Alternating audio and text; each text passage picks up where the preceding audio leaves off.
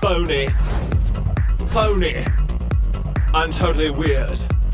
Gavin's hands. It's time for Gavin's hands. The notion of agency, that we're not bystanders in the world. It's decisions, not conditions, that determine our fate and future. And that fundamental notion of agency, I think, is important more broadly. And I think that goes to some of the issues around, victimization. And I see a lot of that, respectively, on the right, increasingly, even with Trump often approaching things from that. Today's story is packed with drama, so get ready to feel the tension. Consider Governor Gavin Newsom of California. He's often accused of focusing more on photo opportunities than on the real problems facing the state. While crises pile up around him, he somehow finds himself caught in the eye of the storm. Yeah. He's negotiating with the deaf prostitute. Yeah. Let's just stick with that. Yeah. More likely. Yeah. Maybe you can fix California while you stop by. 2 shows, you should be able to do that. Hey, you know what? Real funny. So the other night, I got like 3 weeks ago, time flies when you work. I get a text at 2 o'clock in the morning from the president who says, "Hey, bro, I just filled California up with water. Governor's pissed," and sent pictures, LOL post. Who doesn't love this president? Why? Because Tyrus is a commentator as direct as a freight train. When he goes live on TV, he never holds back. It's one of those moments that makes you pause and wonder what true leadership really looks like. Newsom's polished image was pierced by Tyrus's unfiltered critique, exposing harsh truths and a sharp dose of cynicism. The tape. Yes. He literally goes, "I want some of this, then you do some of this, and I'll do some of that back to you, and then we'll do this, and then I'll pay you, and then we'll do it again." True. And then she kept saying, "No." "Okay, how about this? You do this one first, then we do this one, then we give a little back and forth."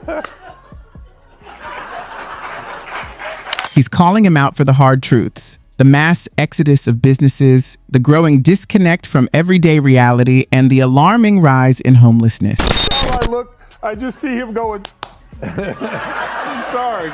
You know, another option it could be, because he's doing the whole rebrand with the podcast and he's trying to... Tyrus paints a far bleaker picture of California, one that almost feels like a parody of itself, while Newsom continues to pose as if he just stepped off the cover of a glossy magazine. Tyrus, did he leave out anything? I think there's about 100 other reasons too. Well, it's not his words when he speaks. Yeah. You have to watch him closely. And some genius decided not to film him any lower than the shoulder. Yes, did you? Yes. So what did he do? You couldn't see the hands. No, but he sent Morris. Honestly, doesn't it make you wonder if more voices like this need to be heard? Someone who lays out the facts so clearly. In a statement to embody the highest ideals of America, could this be the start of a growing chorus demanding accountability? Make sure to subscribe so you can follow every development as we uncover the unvarnished reality of California politics. Trust me, there's much more coming, and you won't want to miss it. Now, let's dive into the live chaos. When Tyrus takes the stage, what does he do with this massive platform? He looks straight into the camera and starts listing every issue with California's leadership under Governor Gavin Newsom, and he doesn't hold back. At first, he targets Newsom's polished public image, the suits, the red carpet appearances, the perfectly staged photo ops, but then Tyrus strips it all away, exposing a state grappling with serious systemic problems. What should be a shining example of American success starts to look more like a dystopian nightmare. The scale of homelessness alone is staggering, impossible to ignore, and Tyrus doesn't let anyone look away. Well, speaking of full of I'm sorry, I'm confused. He's still governor, right? Yes. So he could do something about it. That's the most irritating thing, is like, why did anyone say with a follow-up where he's like, the homeless situation is ridiculous? Follow-up question, aren't you the governor? Yeah. Like, that's the difference. That's the difference between the radical left and President Trump. He'll talk about something. Once, the streets of San Francisco and Los Angeles were filled with dreamers and doers. Today, they're lined with tents. While Governor Newsom talks about ambitious goals that feel out of reach to those shivering outside, people are surviving in makeshift shelters, barely scraping by. Tyrus doesn't sugarcoat a thing. He simply lays it out. When entire cities look like open-air slums, how can anyone call it development?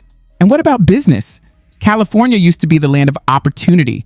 Hollywood stars crowded the streets, tech giants rose in Silicon Valley, and entrepreneurs brimmed with fresh ideas. But lately, companies haven't been able to stay. Tyrus points to sky-high taxes and suffocating regulations, arguing that running a business in the state now feels more like a punishment than a privilege. The truth is, leadership seems more like a goal than a reality. Tyrus speaks from the heart, not a polished script. And that's what makes his perspective so powerful. His frustration resonates because he's voicing what countless Californians have been thinking but couldn't articulate. Then he turns to Newsom's pandemic-era policies. Picture it, people locked in their homes, businesses shuttered, livelihoods at risk. And what does the governor do? Tyrus highlights the infamous French Laundry dinner, an extravagant outing with lobbyists, no masks, while everyone else was being told to cancel family gatherings. The hypocrisy is glaring, and Tyrus doesn't let anyone ignore it. He brings it into sharp relief, emphasizing the outrage and deepening public anger. He's going to go up and say, listen, I'm going to sign an executive order to stop homelessness, and here's how we're going to do it. Bam, bam, bam, done. The border, done. 5 days later, 99%, no one's crossed. They're standing at the border like, you go. No, that, you go.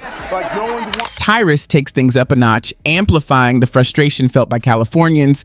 He paints a vivid picture of a time when citizens were expected to quietly endure hardships within their homes, while Governor Newsom seemed untouchable above the rules he set for everyone else. Tyrus doesn't hold back, and using sharp humor, he exposes the absurdity of Newsom's behavior. Hey, Governor, he seems to ask, if your policies work so well, why aren't you following them yourself? As he dismantles the carefully crafted public image, Californians are forced to question whether their leadership is genuine or just another performance. He redirects attention to the real lives behind the statistics. Families struggle to keep up with skyrocketing costs. Businesses, frustrated by heavy regulations and high taxes, are relocating to friendlier states. Tesla's move to Texas is a prime example. This isn't just a PR problem, it's a crisis where innovation is stifled, livelihoods vanish, and promises of progress fail to match reality. Tyrus challenges viewers to consider what Californians truly need from their leaders. What kind of legacy does Newsom want to leave behind?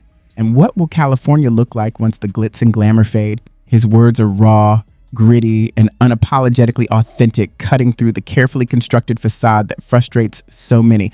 He leaves audiences hanging at the end of his tirade. Will Newsom respond? Will this finally be a wake-up call, or will California's political machine continue on autopilot? The questions linger, and Tyrus makes it clear that this is more than just news. It's a conversation. Now it's your turn. What do you see happening in California? All politics is local. I still had a romantic notion of that. I intellectualized that a lot of our politics and the discourse was national. I didn't fully appreciate how nationalized our politics have become. In so many ways, that shape-shifted a lot of what we're doing and who I am today. But this last year, these last 6-7 months, this is something altogether different. How do you feel about the leadership and the state of the Golden State? The dialogue starts here.